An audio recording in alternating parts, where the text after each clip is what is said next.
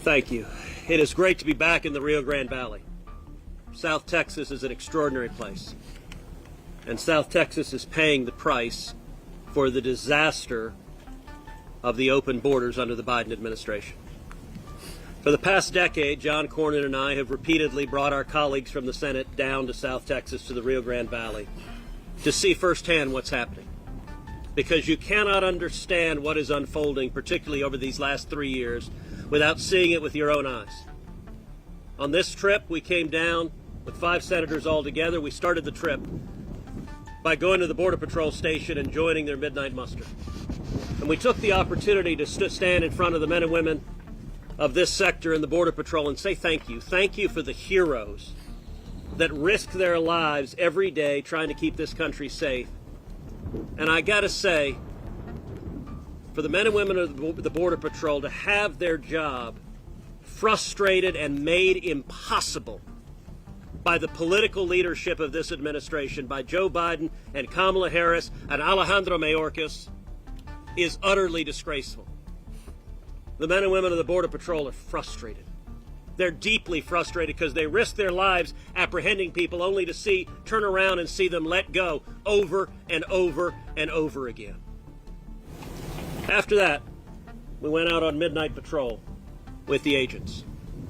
Some months ago, Karine Jean-Pierre stood at the White House podium and said, people are not just walking across the border. It's simply not happening. Everyone here today knows that was a lie. She was lying on behalf of the President of the United States in the White House with the President's seal in front of her. My response at the time, I said, Karine, come to the border anytime.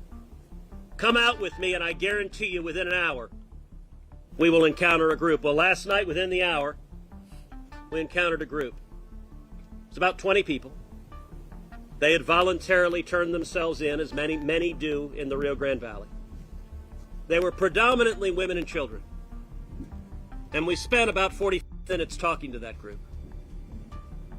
There was one little girl who's 13 years old. She had no family with her. She was unaccompanied.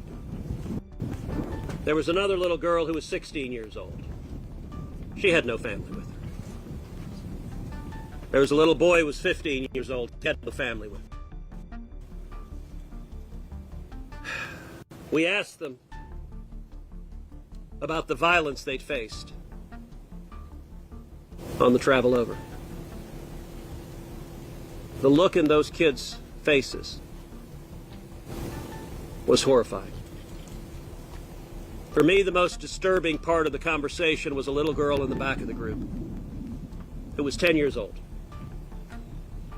And she had a man who said he was her father with his arm draped forcefully around her.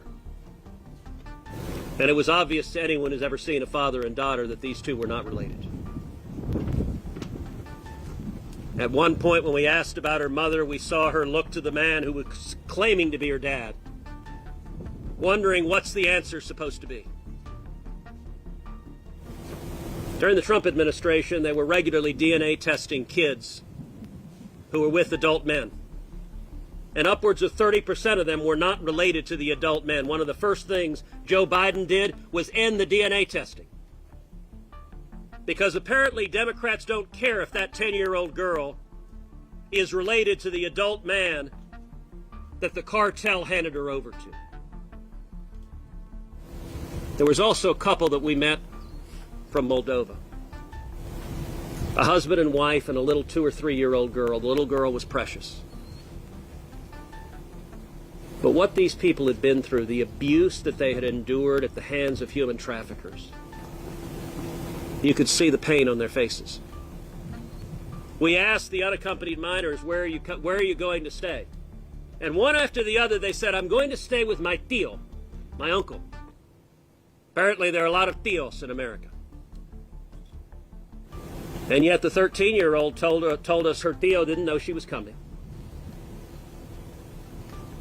And I got to say, it was horrifying as we left them, knowing there's a very good chance those teenage girls are being taken off to be sex trafficked, to be trapped in forced prostitution, as is happening to thousands and thousands of teenage girls. When we were on the border, we also saw a colored wristband.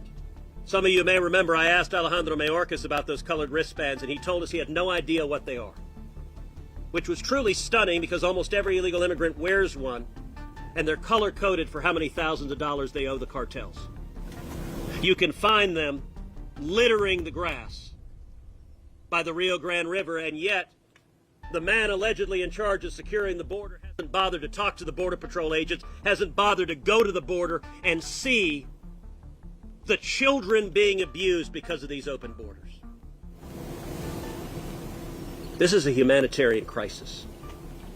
South Texas sees the thousands of children abused, sees the thousands of women sexually abused, sees the dead bodies. We saw pictures, picture after picture after picture. 853 people died last year crossing illegally into this country. And with the war that is unfolding in Israel, the risk of terrorism in the United States, I believe today, is greater than it has been at any point since 9/11.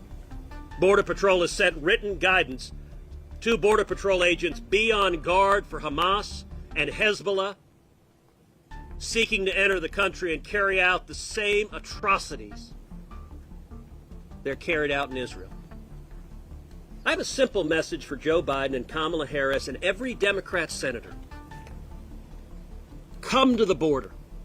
Come to the Rio Grande Valley. Come out on midnight patrol and look in the eyes of the little children who are suffering from these inhumane policies. This is horrific. This is wrong. And the people of South Texas know this is an utter disaster.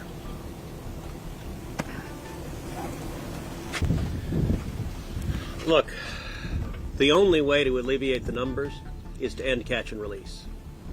If you look at what Joe Biden inherited, he came into office with the lowest rate of illegal immigration in 45 years.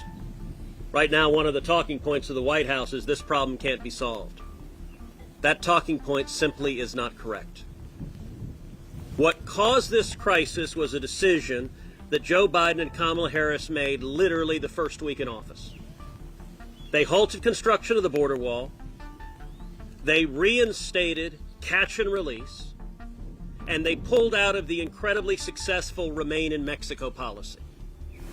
Those decisions caused this crisis. Last night, when we encountered the group, we asked them, how many of y'all believe you get to stay in America? Every one of them said, absolutely, we get to stay. As long as that's the case, they will keep coming. And understand, Joe Biden doesn't want to fix this problem. He doesn't want to secure the border. Kamala Harris doesn't want to secure the border. Chuck Schumer doesn't want to secure the border. Alejandro Mayorkas doesn't want to secure the border. Here's what they want to do. They want to speed up the processing of illegal immigrants. They want to make it even faster. They want more illegal immigration. They want 8 million to become 10 million, to become 15, to become 20 million. To understand the enormous hypocrisy on this issue, look no further than the blue state governors and the blue state mayors who are declaring crises. Look at Eric Adams, the mayor of New York City, who has said illegal immigration is a crisis and illegal immigration is destroying New York City. And New York City has had roughly 110,000 illegal immigrants. I don't disagree with Mayor Adams on that. But the last I checked, New York City is a hell of a lot bigger than McAllen, Texas.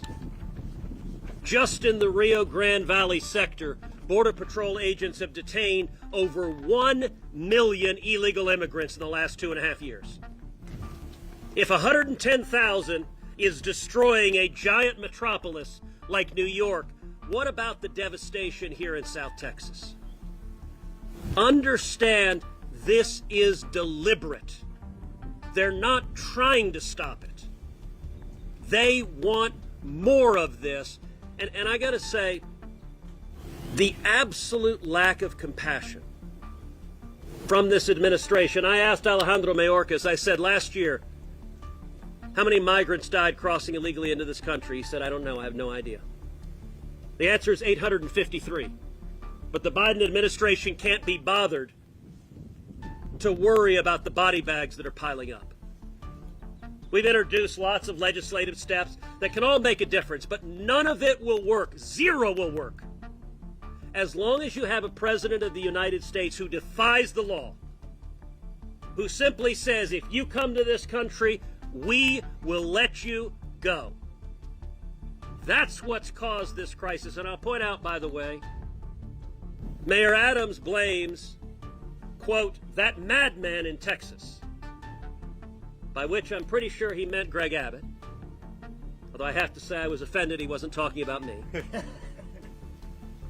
Because Greg Abbott has sent 10 to 20,000 illegal immigrants by bus to New York City. The rest of them were sent by Joe Biden, and even the Democrat governors and mayors, they can't bring themselves to point out the person who caused this crisis is named Joseph Robinette Biden Jr. And by the way, a fellow New Yorker, Charles Schumer, and every Democrat senator is completely complicit in it. And if Mayor Adams doesn't know Chuck Schumer's cell phone, we'd be glad to give it to him. Because Senate Democrats could force Biden to stop this, but they don't want to. And that is profoundly inhumane. For more videos like this, please smash the subscribe button and don't forget to like the video. We really appreciate it. Thanks for watching the America Truth channel.